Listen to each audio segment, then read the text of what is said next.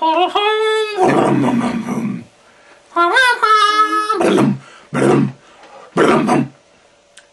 thank you. I always feel like we start these badly. Pardon me, I'm just checking to make sure my ringer is off. I would hate to interrupt. Are you serious? You're busting your phone out? Quit trying to look cool. No. Okay, just put it down. They've seen my phone.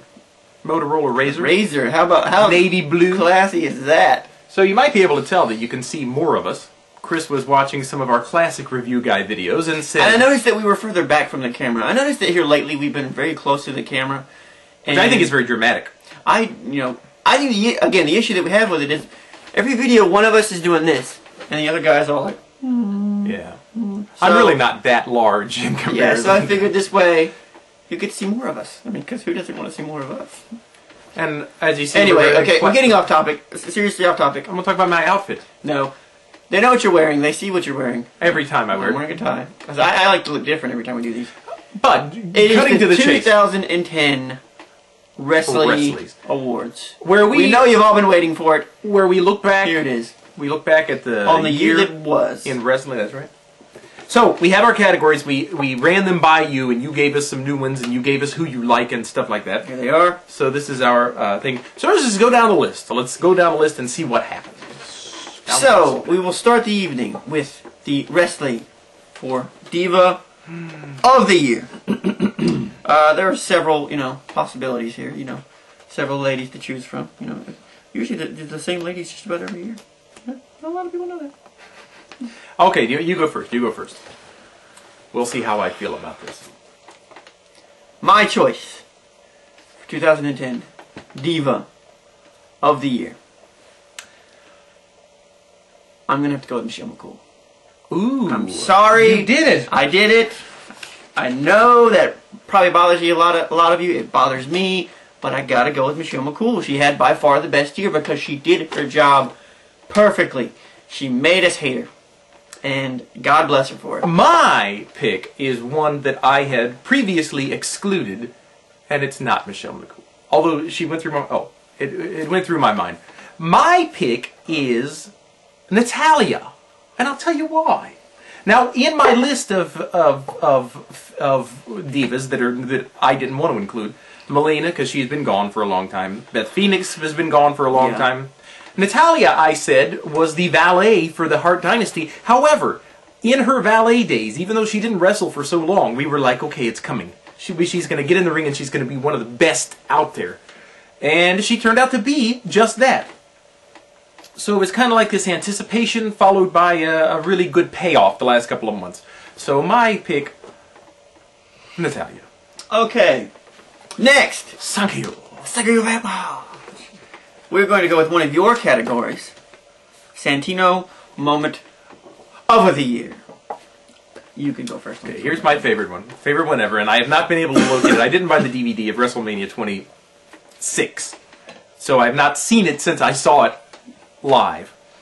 So, and I don't even remember how it went. When Santino is biting into the Slim Jim, and whoever, there's like a diva, and every time he bites into it, she changes into a different diva. One of them is Mean Gene Okerlund, and he says something to me. But then one of them is Mae Young, and he goes, "Me not so young." And that stuck with me, and it's been one of my favorite things to say to entertain myself. Santino Moment of the Year, "Me not so young." Very good, very good. I apologize for my voice, by the way. I'm a little... It's okay, we're farther from the camera, and I feel like they can't hear us anymore. I'm a little rusty. They can hear us. I don't know. They can hear us. Why wouldn't they be able to hear us? I don't know. They can hear us. Right. Far away. Anyway, my choice for a Santino Moment of the Year is going to go back to, it was probably November when they were in Britain. And Santino and Kozlov were there dressed as Brits, or their, definition of typical Brits. And they invited Sheamus out, and they served him tea, and they commented on would he like milk for his milky skin. And it was just a very funny segment to me. There were several Santino segments, and I couldn't really decide on a specific one. To choose. But I went with that one. Next. Beautiful Wrestling statuette. Yes, for those of you that have never seen this thing. I'm sure they've seen it. That's quality craftsmanship. you know. And it's got weight to it. It's got some bulk to it. That's what would surprise you. We're gonna auction this thing off one day.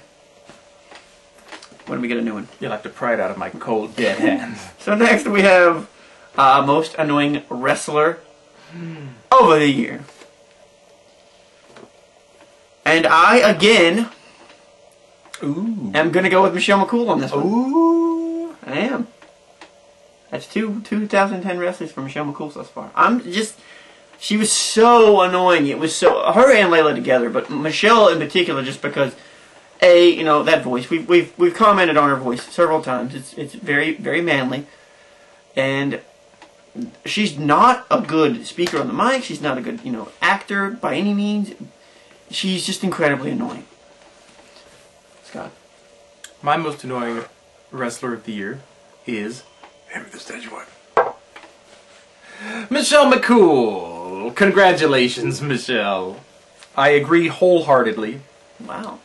And it was like you were saying about giving her Diva of the Year.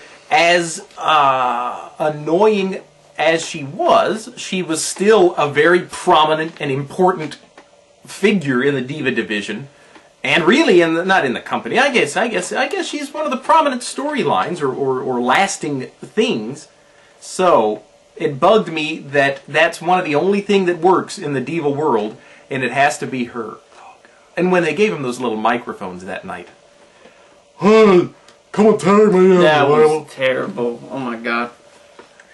Next we're gonna go with worst storyline of the year. This was, you know, our individual choices for the worst, just promo, worst story of the year. And I'm probably gonna break some hearts with this one, but I'm gonna go with the whole Bret Hart situation. I am, because it really was. God bless Bret. You know, he's an old man. He should have retired. He shouldn't have come back. Oh, no. It was nice seeing him back, but it was just, it fell short for me. The whole, you know, Vince and Bret thing, because, you know. It did for me, too. I had these really high hopes of this, you know, kind of this massive storyline where Bret comes in and he's out for revenge and he's just PO'd. And we didn't get that. Yeah, and I just thought the entire feel of the show would be transformed by this angry Bret Hart who was sweeping in, and he had some people who liked him, and then Vince had his loyalists, and we would see this great clashing and just this it didn't happen. This thick atmosphere of emotion, and it didn't happen. I will say, however, I do like the way that Bret performed. I thought he was able to really pull off the emotional, you know, depth of the situation he was in. So I'm happy with the performances as they came out, but I think they could have done more with the story. I think you're right. So, what was your choice? My choice for worst storyline. Worst storyline. I'm going to go with Nexus, because if we talk about something that not only isn't what I expected, but let me down every week, that's got to be it. And finally, when John Cena got fired, I thought, now we're getting some action. Now something new is going to happen. We got some excitement. But, alas, no. More of the same. So that's my pick for worst storyline of the year. All right. Next, this is another one of your choices. This is a viewer choice. Best theme song of the year. Now, see, I meant to do some more research. And find out when these songs debuted. But I think I'm right in saying that this year was the first time that we heard I came to play! Oh, there's a price to pay! Time for you to get down on your knees and pray! What's this thing? I don't know. Well, that's my pick, whether you like it or not. I think I liked it right away. And it worked for me. It continues to work for me. I'm going to go with.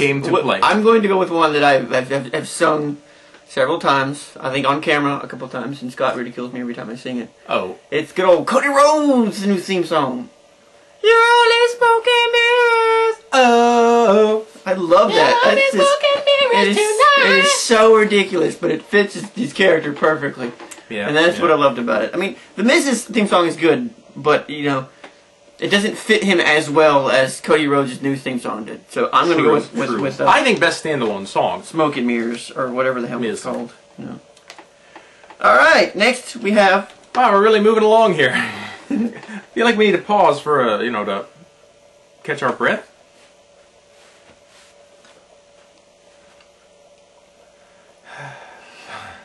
It's a lot of effort, these Wrestlies. Okay, oh man, we're running. This has been long. We're just taking our time. Let's go. We're going to try not to make this too long, but at the same time we want to do it justice. So it's a balancing act. You have to realize what's going on. Okay, we could do it if you would quit talking. You see, that's the problem. Right there, look at him. He looks so sad now. Oh, I meant Sullivan. From the Beatles. Okay, go ahead. Next we have Tag Team of the Year. I think you brought up Ed Sullivan, but I'm going to do something here. Okay. Tag Team of the Year. Tag Team of the Year. No. I don't want to rip the envelope. I had another one somewhere, but don't rip the envelope. And your choices. No one. Ooh. Bold that is choice. Right, my friends. I'm going with no one. No one deserves this award. I did that last year, and I got some angry comments. No one deserves it. I'm sorry. The tag team division, I've said it a billion times, is terrible right now. And no one deserves it because there has been no standout tag team. There have been several tag teams, but none of them have been great. That's who I'm going with. No one. I'm trying to think if I agree or No not. one gets this award. Let's see. My pick for Tag Team of the Year is... See, if I say also no one, then I feel like I'm copying you. So let me recuse myself. And let me just ruminate for a moment. I would have said Hart Dynasty. And there are many of you who would probably agree that it was If I had Hart to go with Dynasty. anyone, that's who I would have gone with, but... My problem is their face turn to help Uncle Brett, or to be on his side, or to capitalize on the Uncle Brett,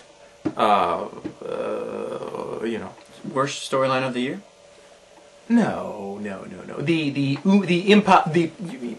We'll find the word later. We'll get back to you on that.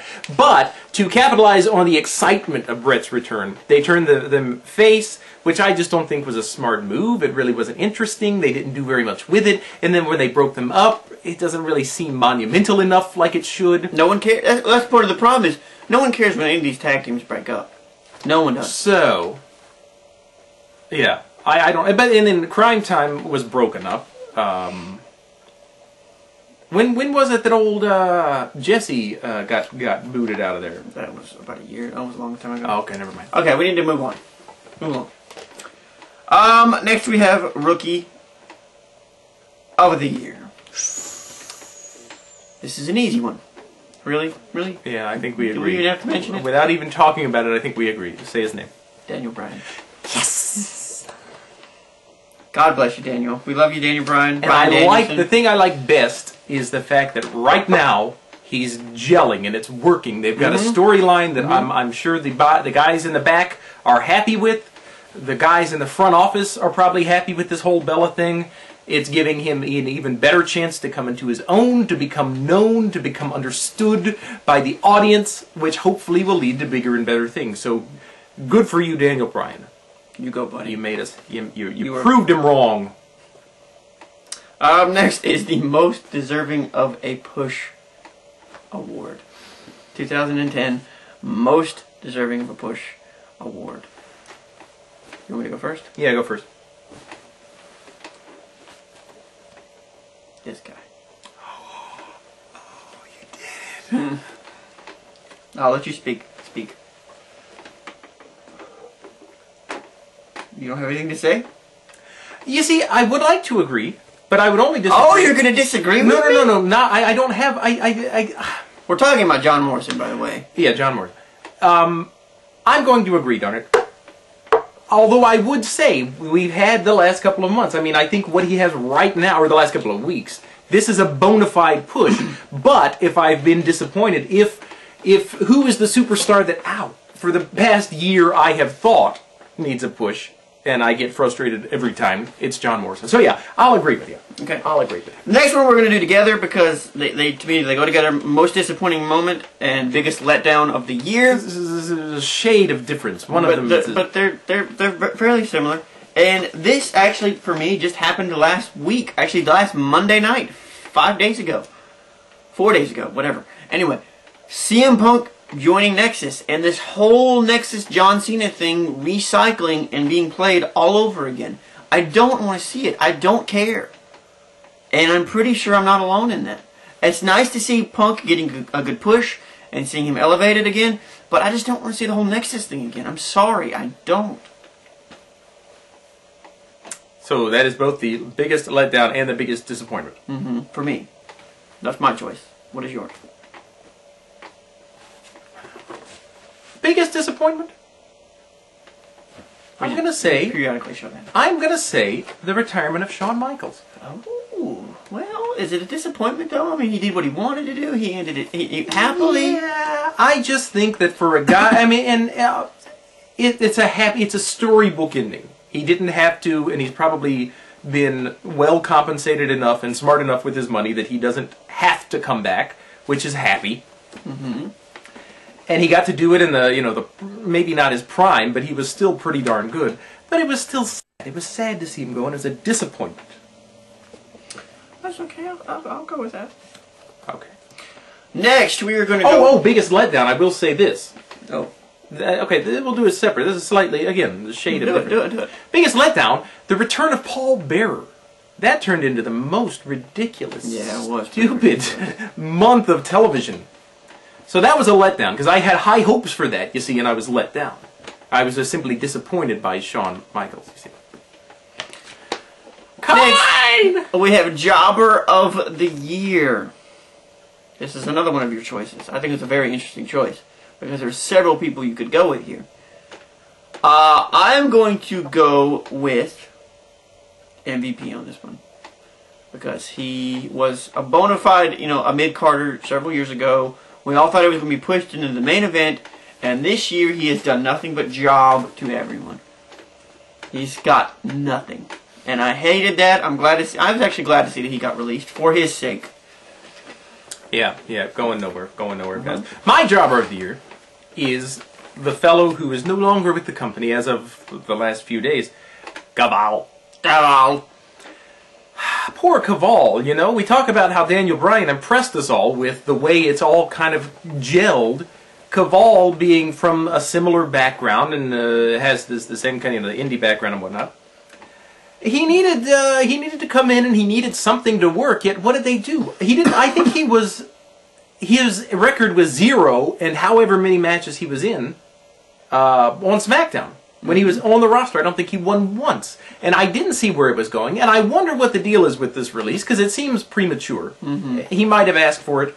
But, yeah, poor Caval. They should have tried to get something going there. And I can completely understand that maybe he just wasn't right for the WWE product. I just think he might have deserved a little more of a chance and a little less of a, what do you call it? Moving on. A little less, I don't know that they were rubbing in his face. We didn't create you, therefore you're gonna look like crap. Might have been, and I think a lot of indie fans think that. I don't know if that's the case as much as it was. Just maybe didn't fit, but they still didn't give him a chance. Okay, go. Okay, next. I'm talking too much, and I apologize. Face of the Year. Good guy of the year. I'll let you go first. I'm going to go with, who will I go with? I'm going to go with old Randy Orton. Randy Orton. I think that he's at least he's got the little shades of the heelishness, which makes him interesting. Yeah. And I think people liked him, and I was glad that people took to him when they did. Your pick?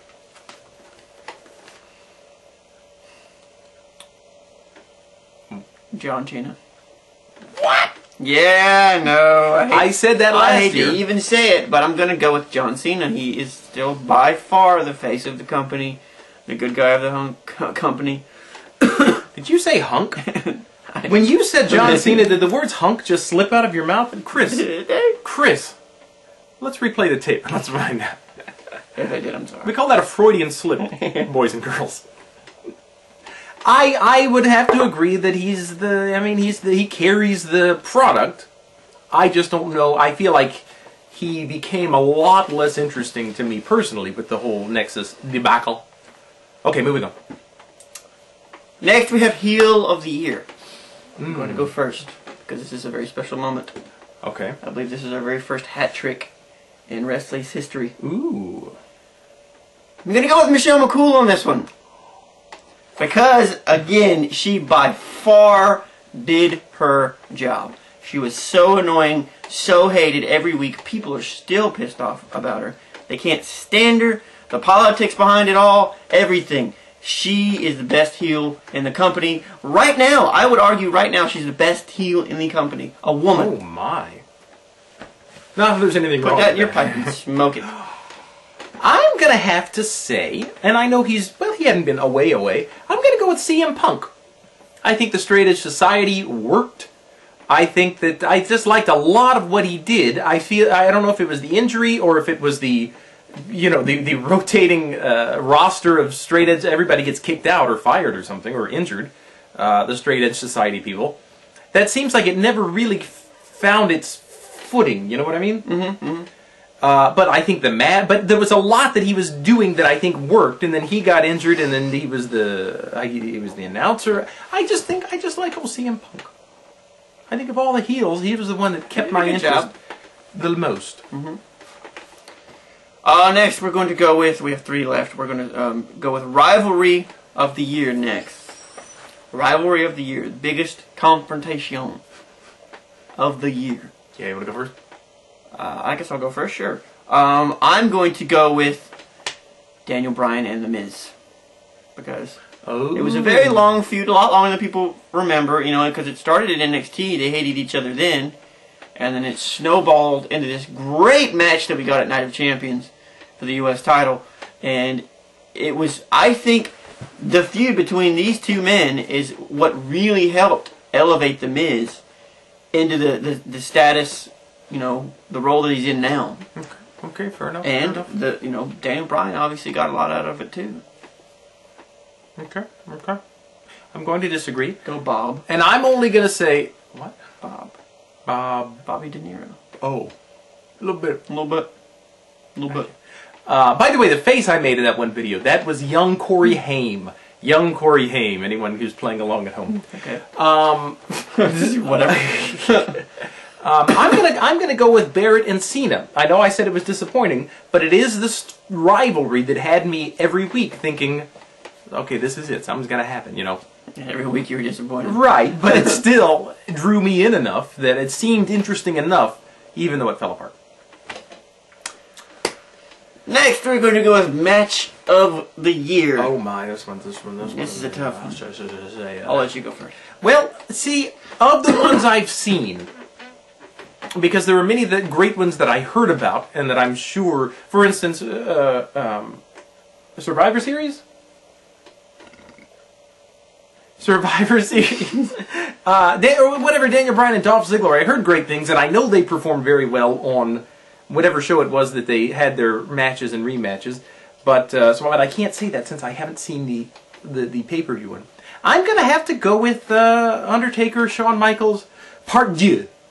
Mainly because I saw it, and because it was good, and I thought it was, as we've said, I'm not sure it was as good as Part 1, but I thought it was good. My choice is probably going to shock some people. It wasn't on a pay-per-view. Mm-hmm. In fact, I didn't even see it when it happened, but I remember hearing about it, and I got text messages from him, read about it online. People went crazy when it happened. I'm going to go with Randy Orton versus The Miz for the WWE Championship when Miz cashed in and won it. It was a very brief match. It was only about 5 minutes, but people were... I remember watching it in retrospect, because again, I didn't see it as it happened, watching it on YouTube, thinking, wow, this is, compelling, because, first of all, Orton held his own. It wasn't like any other cash-in where they just come out and boom, that's it. This was a legitimate match, which I loved, and just that girl's expression when The Miz won, that is priceless. I would love to give that girl an award. Girl, contact us. We'll give you a Wrestling. If you watch us, let us know. We'll give you one. I thought it was compelling because it did exactly what it's supposed to do. People paid attention to it, whether you loved it or hated it. You paid attention to it. You know what? Darn it.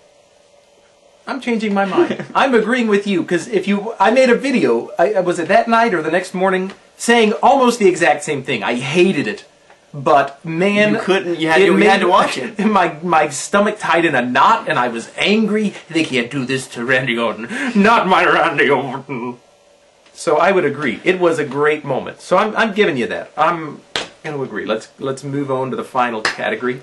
If we can make this under 30 minutes, I think we've done something. Okay. Final category for the 2010 Wrestlies. Happy New Year, everyone. We'll see you in 2011. 2011. For those of you that don't know, 2010 was obviously a rough year for myself.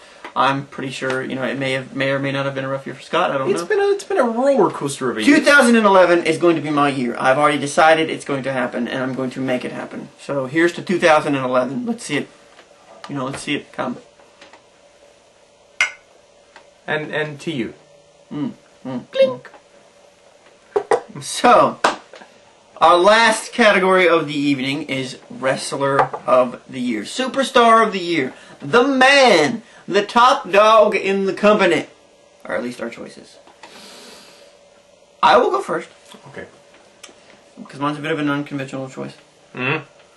I am going to go with Daniel Bryan. I'm going to go there. Because this man... when he started in NXT, people were already saying, "Oh God, it's Bryan Danielson. It's this guy's a great wrestler. He's outstanding." And when he was released, people were irate, upset, chanting his name, hysterical about it, chanting his name. And then he came back, had a great feud with The Miz, is now the United States champion, and is proving that he's a workhorse, can work with anybody and make them look great. He had arguably one of the best matches of the year with Dolph Ziggler. I can't speak today, I'm sorry.